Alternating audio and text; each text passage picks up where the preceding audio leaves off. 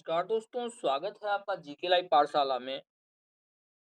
EMRS hostel warden के लिए youth competition times का प्रैक्टिस सेट कवर कर रहे थे, जिसमें आपका जो है नॉलेज ऑफ आईसीटीसी का पहला लेक्चर कवर हो चुका था, यानी पहला प्रैक्टिस सेट हो चुका था। यह इसका दूसरा प्रैक्टिस सेट है। तो आप लोग वीडियो को पसंद कर रहे हैं तो वीडियो को लाइक करिएगा, और चैनल को आप लोग सब्सक्राइब नहीं कर रहे हैं तो प्लीज आप लोग चैनल को जरूर सब्सक्राइब कीजिए।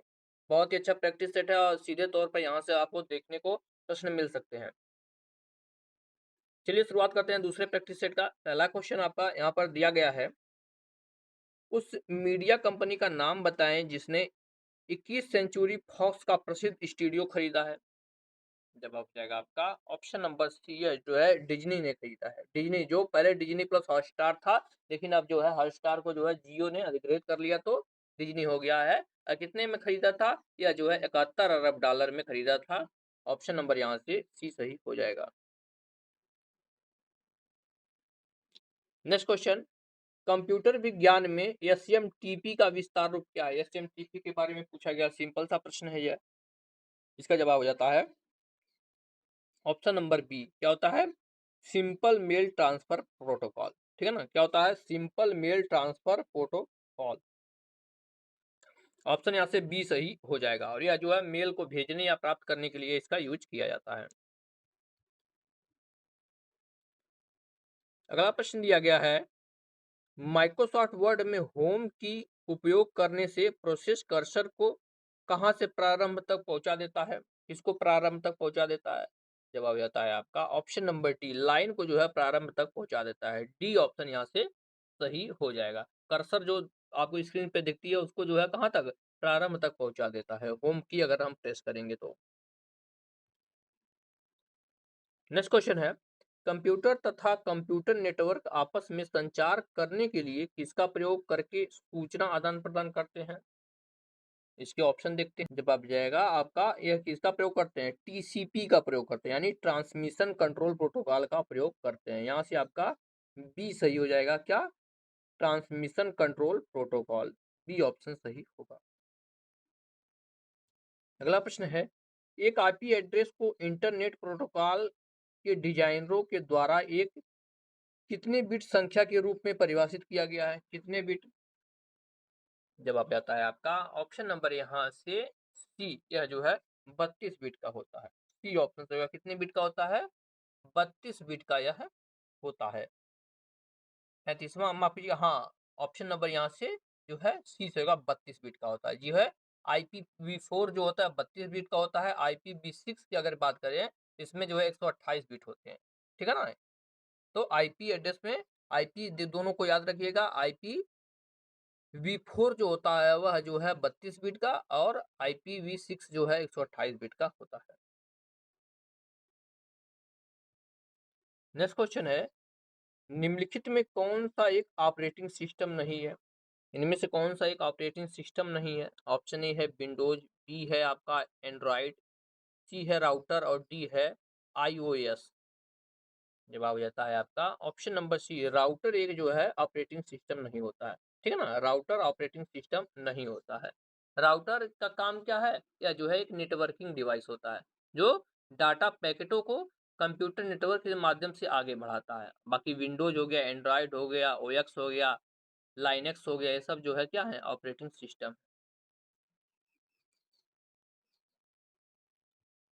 अगला प्रश्न दिया गया है, अष्टक अंक प्रणाली का आधार क्या है?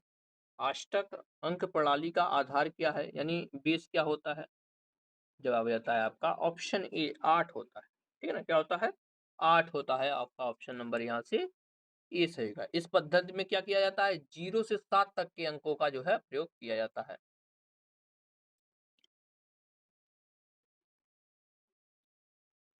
38 नंबर का क्वेश्चन देखेंगे। इसमें दिया गया है, एक औपचारिक भाषा जिसको जानकारी या ज्ञान व्यक्त करने के लिए इस्तेमाल किया जाता है, और जिसे अक्सर कंप्यूटर प्रणाली में डिजाइन में इस्तेमाल किया जाता है, वह क्या होता है? जवाब हो जाएगा आपका, इसे जो है आप लोग क्या बोलते हैं? इसे हम लोग ऑप्शन नंबर यहाँ से आपका डी सही हो जाएगा। क्या बोलते हैं? मॉडलिंग लैंग्वेज बोलते हैं। क्या बोलते हैं? मॉडलिंग लैंग्वेज यहाँ से बोला जाता है। डी ऑप्शन आपका सही हो जाएगा। नेक्स्ट क्वेश्चन की तरफ बढ़ते हैं। 39 नंबर प्रश्न में दिया गया है, निम्नलिखित में से कौन सी कंप्यूटर की भाषा नहीं है? इनमें से कौन है जो कंप्यूटर की भाषा नहीं है? इसका जवाब आता है आपका ऑप्शन नंबर सी, डीटीएच जो है कंप्यूटर की भाषा नहीं है। डीटीएच अगर फुल फॉर्म कहें तो डायरेक्ट टू होम होता है। यह क्या है? डिजिटल संचार उपग्रह सेवा है। और बाकी जो है प्रोटॉन हो गया, एसक्यूएल हो गया, ये सब जो है क्या है? जो है कंप्यूटर की भाषा है। 40 नंबर के क्वेश्चन को देखते हैं, थोड़ा छोटा करेंगे ताकि आपको अच्छे से दिखाई दे। क्वेश्चन में दिया गया है, एक ऐसे प्रकार का कंप्यूटर डाटा स्टोरेज जो सिस्टम की सामान्य गति को बढ़ाने के लिए अक्सर इस्तेमाल किया जाने वाला प्रोग्रामिंग निर्देशों को स्टोर करता है, क्या कहलाता है? इसका जवाब होता है आपका ऑप्शन नंबर सी, इसे जो है रैंडम एक्सेस मेमोरीज कहा जाता है। ठीक है ना, रैंडम एक्सेस मेमोरी कहा जाता है। सी ऑप्शन यहाँ से सही हो जाएगा, random access memory. Next question दिया गया है, सीपीयू शेड्यूलर को और किस नाम से जाना जाता है? सीपीयू शेड्यूलर को और किस नाम से जाना जाता है, पूछा गया है। जवाब हो जाएगा, इसको जो है आप लोग शॉर्ट टर्म शेड्यूलर भी कहते हैं। ठीक है ना, क्या बोलते हैं? शॉर्ट टर्म शेड्यूलर भी कहते हैं। सी आपका यहाँ से सही जवाब में हो जाएगा। नेक्स्ट क्वेश्चन दिया गया है, तीसरी पीढ़ी के कंप्यूटरों में किस तकनीक का उपयोग किया जाता है? तीसरी पीढ़ी के कंप्यूटर में, तो इसमें जो है आपके एकीकृत परिपथ, ठीक है ना, एकीकृत परिपथ का उपयोग किया जाता है। ऑप्शन यहाँ से ए सही हो जाएगा। ऑप्शन ए हो जाएगा 42 नंबर क्वेश्चन का सही जवाब। कंप्यूटर की तीसरी पीढ़ी की अगर बात करते थे तो यह जो है आपके कब 1964 में आया था, तीसरी पीढ़ी कंप्यूटर। ठीक है ना, और यह जो है किस पे? इंटीग्रेटेड परिपथ पे जो है काम करता है।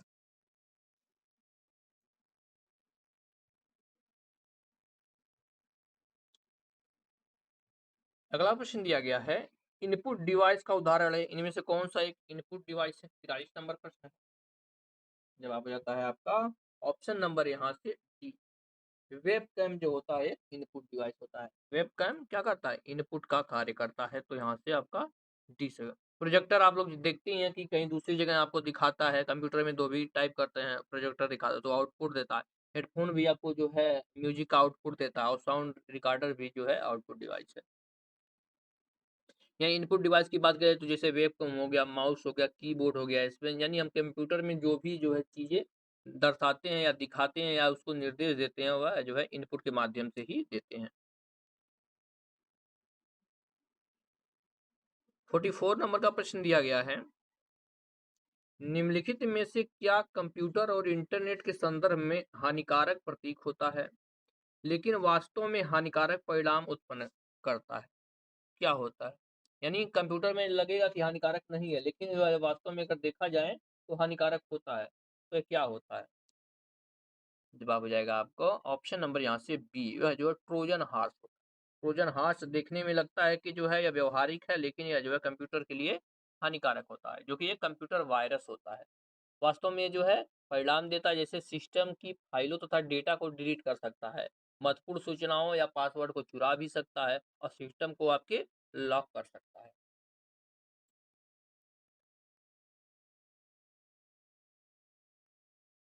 अगला प्रश्न है, वर्ल्ड वाइड वेब का आविष्कार किस वर्ष किया गया था? यानी डब्ल्यू का आविष्कार कब हुआ था? 45 नंबर क्वेश्चन है। जवाब हो जाएगा, इसका आविष्कार जो है 1989 में हुआ था। बी आपका सही जवाब है, 1989 में इसका आविष्कार हुआ था। बी ऑप्शन आपका सही हो जाएगा।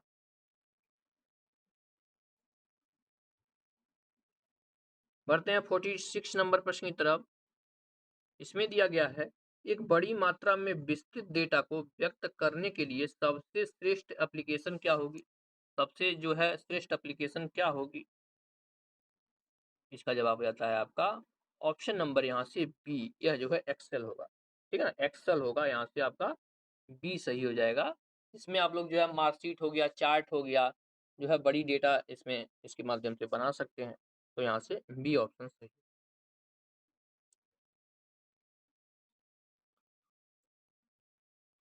नेक्स्ट क्वेश्चन देखते हैं, दिया गया है निर्देशों का एक समूह क्या कहलाता है? निर्देशों का एक समूह को क्या बोलते हैं? तो इसको जो है प्रोग्राम बोलते हैं। प्रोग्राम ही तो निर्देशों का एक समूह होता है। डी ऑप्शन सही है, प्रोग्राम। जबकि कंप्यूटर प्रोग्रामिंग में जो है स्क्रिप्ट का एक प्रोग्राम या निर्देशों का अनुक्रम है, जो कंप्यूटर प्रोसेसर के बजाय किसी अन्य प्रोग्राम द्वारा व्याख्या की जाती है। तो इसकी बात को आप लोग ध्यान में रखें। 48 नंबर प्रश्न को देखते हैं। इसमें दिया गया है कोई व्यक्ति कंप्यूटर साक्षर कहलाता है यदि वह किसमें सक्षम हो, यानी कंप्यूटर का जानकार है, सिर्फ उसको क्या आना चाहिए? तो इसके ऑप्शन देखते हैं। इसका जवाब हो जाता है आपका ऑप्शन नंबर ए, आवश्यक एप्लीकेशन, यानी कोई भी एप्लीकेशन जो भी आवश्यक अगर उसको चला सकता है आदमी, तो वह जो है कंप्यूटर का जो है क्या कहलाएगा? साक्षर कहलाएगा, यानी कंप्यूटर का जानकार कहलाएगा। बढ़ते हैं 49 नंबर प्रश्न की तरफ। इसमें दिया गया माउस का क्लिक लॉक गुण क्या है? माउस का क्लिक लॉक गुण क्या का है? जवाब हो जाएगा आपका ऑप्शन नंबर यहाँ से डी। डी, इसको देखते हैं ठीक से। क्लिक लॉक क्या होता है? बटन को दबाए बिना खींचने की अनुमति देता है, यानी जो है स्क्रॉल किए बटन को दबाए बिना ही हम इसको जो है स्क्रॉल कर सकते हैं। तो यहाँ से आपका डी ऑप्शन सही हो जाएगा। 50वां प्रश्न देखेंगे, दिया गया है अस्थिर स्मृति यानी वोलेटाइल मेमोरी का उदाहरण है। आप लोग कंप्यूटर में पढ़े हैं volatile memory, non volatile memory, तो आप लोग वोलेटाइल मेमोरी किसका उदाहरण है? तो जवाब हो जाएगा रैम एक जो है वोलेटाइल मेमोरी होती है। ठीक है ना, ऑप्शन यहाँ से आपका बी सी सही हो जाएगा। क्या है? रैम एक वोलेटाइल मेमोरी, यानी जो है जब तक इसमें जो है लाइट रहेगी ये कार्य करेगा, और लाइट के चले जाने पर जो है इसका डेटा इरेज हो जाएगा। तो यहाँ से आपका जो है सी ऑप्शन सही हो जाएगा। तो इस तरह से हमने जो है इसको कवर कर लिया है। चलिए इस लेक्चर में जो है पास्को एक्ट के भी जो है 10 क्वेश्चन कवर कर लेते हैं। इसके पास्को एक्ट के 10 क्वेश्चन कवर कर लेते हैं इसी में। दिया गया क्वेश्चन, बालक अधिकार संरक्षण आयोग अधिनियम 2005 की धारा 2 बी में क्या परिभाषित है? 2 बी में किसकी परिभाषा दी गई है? जवाब हो जाएगा इसमें जो है बालक के अधिकार के बारे में बात किया गया है। ए ऑप्शन सही है। किसके बारे में? बालक के अधिकार के बारे में बात किया गया है। और बालक अधिकार संरक्षण आयोग कब बना था? 2005 में बना था। देखिए यहाँ पर दिया गया है, सीधे तौर पे एक क्वेश्चन पूछा जा सकता है। और इसमें किसमें वर्णन किया गया? 2 बी में इसका वर्णन किया गया है। अगला प्रश्न दिया गया है, बच्चों के लिए निःशुल्क और अनिवार्य शिक्षा अधिनियम 2009 की किस धारा के अंतर्गत बालक शब्द को परिभाषित किया गया है? बालक शब्द को जो है इसमें परिभाषित किया गया है, पूछा गया है 52 नंबर प्रश्न में। इसका जवाब हो जाएगा ऑप्शन नंबर सी, सेक्शन 2 में, धारा 2 में जो है बालक शब्द को परिभाषित किया गया है। सी ऑप्शन सही होगा, धारा 2 में इसको परिभाषित किया गया है। बढ़ते हैं अगले प्रश्न की तरफ। इसमें दिया गया है, बच्चों के राष्ट्रीय चार्टर का उद्देश्य क्या है? बच्चों के राष्ट्रीय चार्टर का उद्देश्य क्या है, पूछा गया है।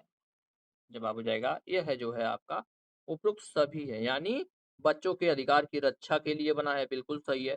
बच्चों के स्वास्थ्य की रक्षा के लिए बना है, ये भी सही है। और स्वास्थ्य विकास के लिए प्रावधान करना, ये भी आपका सही है। तो हो जाएगा all of the above. 54 number प्रश्न यहाँ पर दिया गया है, प्रश्न को ठीक से पढ़ेंगे। दिया गया है, भारतीय संविधान का कौन सा उपबंध 6 वर्ष से कम आयु के बालकों के लिए प्रारंभिक बाल्यावस्था देख रेख और शिक्षा का उपबंध करता है? जवाब हो जाएगा यह जो है आपका आर्टिकल 45 करता है। क्या करता है? आर्टिकल 45 यह आपका करता है। यानी आर्टिकल 45 में कहा गया है कि 6 वर्ष से कम आयु के बालकों के लिए प्रारंभिक व बाल्यावस्था देख रेख और शिक्षा का उपबंध है। ठीक है ना। और देखिए यही चीज जो है आर्टिकल 21 में भी कहा गया है।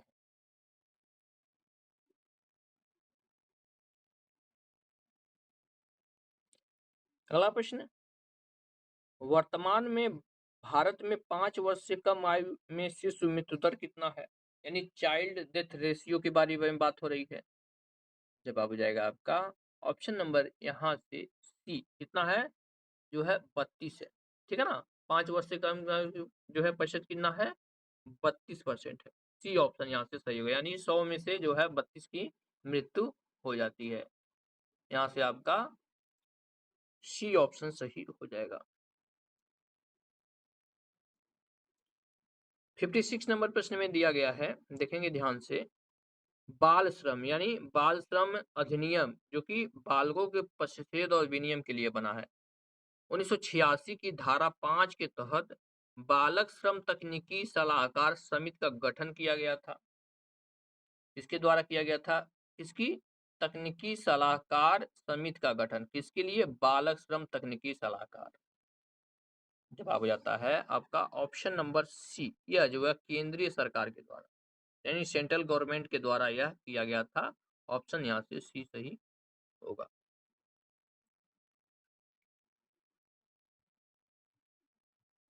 नेक्स्ट क्वेश्चन, अनैतिक व्यापार निवारण अधिनियम 1956 में वेश्यागृह परिभाषित किया गया। किस धारा में वेश्यागृह को जो है परिभाषित किया गया है?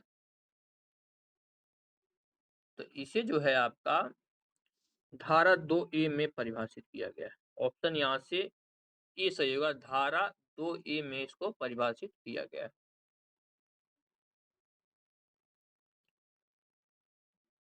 अगला क्वेश्चन, लैंगिक अपराधों से बालकों के संरक्षण अधिनियम 2012 के अंतर्गत विशेष न्यायालय अपराध संज्ञान लेने के लिए कितने दिनों के अंदर विचारण पूर्ण करने का प्रयास करेगा? कितने दिनों के अंदर करेगा? तो यह जो है 1 वर्ष के अंदर करेगा। डी ऑप्शन सही है, 1 ईयर के अंदर जो है करने का प्रयास करेगा।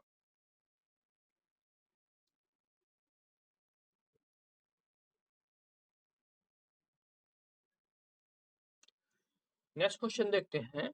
इस प्रश्न में दिया गया है, बाल विवाह प्रतिषेध अधिनियम 2006 की किस धारा के अंतर्गत बाल विवाह प्रतिषेध अधिकारी की नियुक्ति संबंधी प्रावधान है?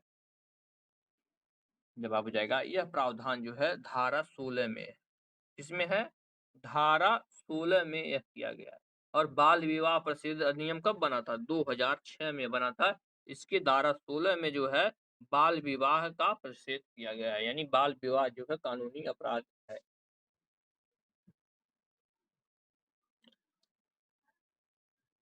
60वां प्रश्न दिया गया है, वर्ष 2023 में अनुमानित लिंगानुपात प्रति 1000 पुरुषों पे कितना है? भारत में लिंगानुपात पूछा गया है, सेक्स रेशियो। जवाब हो जाएगा आपका ऑप्शन नंबर यहाँ से सी हो जाएगा, जो है कितना है? 1020 महिलाएं। ऑप्शन नंबर यहाँ से सी है, कितना? 1000 पुरुषों पर 1020 महिलाएं हैं। यह जो है अनुमानित है, ठीक है ना? 2023 की जनगणना में जो है यह अनुमानित है। ऑप्शन नंबर यहाँ से सी हो जाएगा। चलिए इस लेक्चर को यहीं विराम देते हैं। आगे के लेक्चर में जो है एडमिनिस्ट्रेटिव एप्टीट्यूड की जो है क्वेश्चन देखेंगे। तो वीडियो अगर पसंद आई हो तो लाइक जरूर करिएगा और चैनल को आप लोग जरूर सब्सक्राइब। मिलते हैं नेक्स्ट लेक्चर में, तब तक के लिए धन्यवाद।